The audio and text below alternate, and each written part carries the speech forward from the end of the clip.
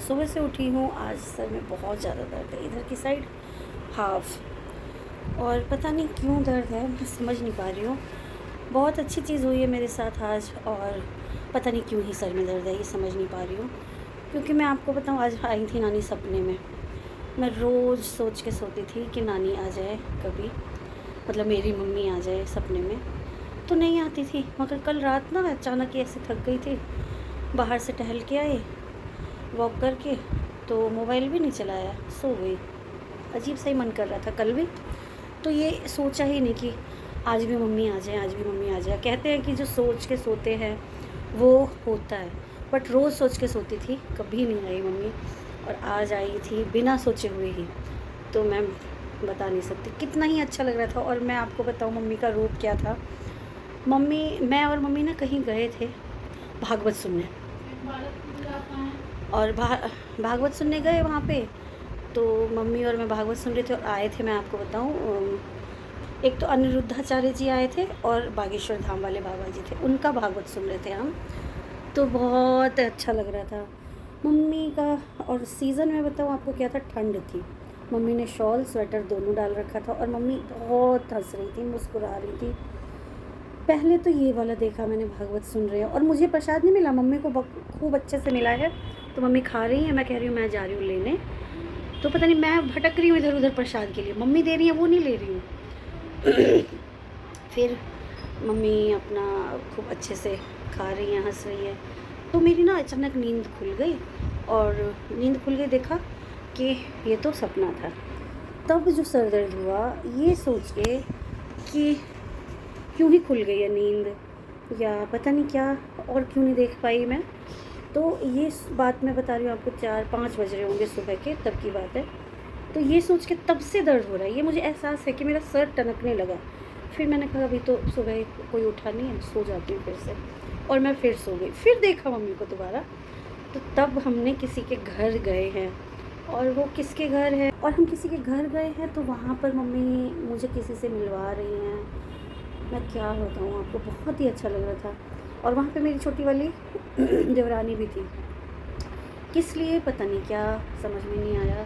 बच्चे नहीं दिखे मुझे कोई भी, बट वहाँ देवरानी मिली, मम्मी, और हम लोग पता नहीं आपस में बात ही कर रहे थे। आई थिंक वो जो हरियाली वगैरह थी ना, खूब अच्छा घर था, बहुत अच्छा। मतलब 300-400 गज में उन्होंने सिर्फ बना रखा था, और वो घर भी दिखा रही थी। मम्मी कह रही थी कि दी देखो हमारे गांव की है, आपकी दीदी लगेंगी। और उनको मैं नहीं जानती हूँ पर्सनली, और सपने में भी दादी की बात हुई, मेरी दादी की बात हुई। तो मम्मी ने कहा कि दादी ऐसी थी कि गांव में इतना बूढ़े होने के बाद भी कहीं जाती नहीं थी। तो जिनसे मिलवा रही थी ना, वो दीदी बोलती नहीं हमारे घर तो आई हुई है। तो यही सारी बातें चल रही थी। और मैं बताऊँ आपको, सर दर्द मेरा उठी तो मैं फिर ऐसे होने लगा कि अभी 2 घंटे हो गए मुझे उठे हुए। आप ये देख लो, बाम लगाया है, थोड़ा सा राहत मिली है, और वो भी आधा सर दर्द हो रहा है। यही सारी चीज़ें हुई है आज। आज का दिन मुझे बहुत अच्छा लगा, और बस दुख ये हो रहा है कि मम्मी कुछ बोली नहीं, किसी से मिलवाया, और कुछ भी नहीं, पता ही नहीं चलता है ना कि सपना है। हम लोग जैसे हमेशा जाते रहते थे, किसी के यहाँ जाते हैं, कोई मिल जाता है ना कि ये हमारे गांव की हैं, पैर छुओ या फिर क्या, उस तरीके से मम्मी मिलवा रही थी। और फिर उठ गई मैं, फिर मैंने बड़ी मामी को बताया कि ऐसे ऐसे मैंने देखा है सपना। तो और कल सोच के भी नहीं सोई थी, तो मुझे और लगता है कि मेरे सपने में एक बार और आ जाए मम्मी, और मुझे कुछ बताएं कैसे चली गई अभी।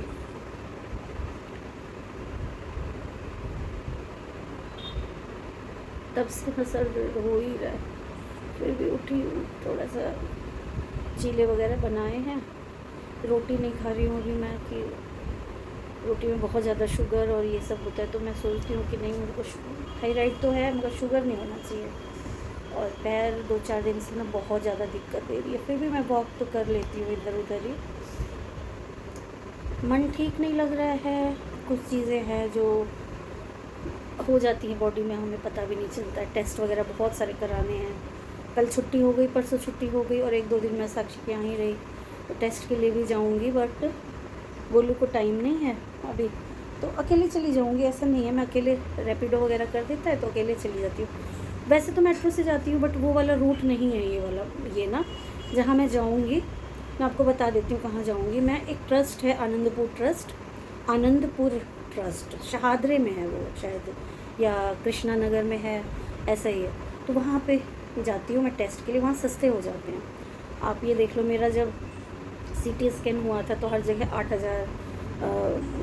8,000 7,000 और 10,000 तक का CT स्कैन था।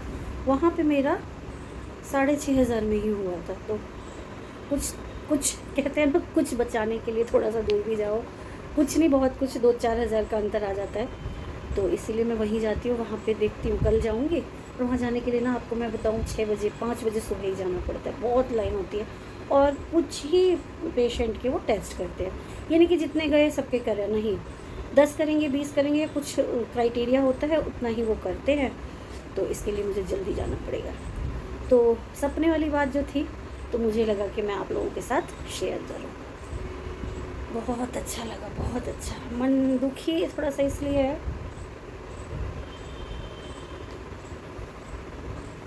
कुछ बोली नहीं मम्मी, इसलिए थोड़ा मन दुखी है, परेशान हूं।